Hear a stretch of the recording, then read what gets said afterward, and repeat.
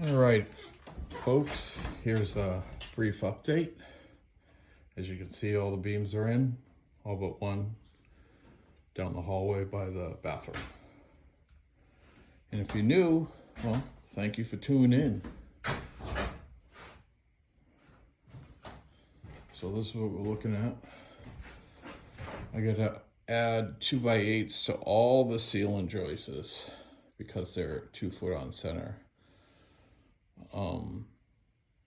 Gonna be adding 2x8s. I have to rip them all down to the true 6-inch because that's what is up there, is a 2x6.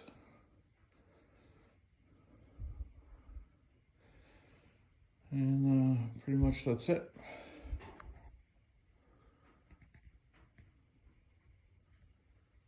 Thanks for watching.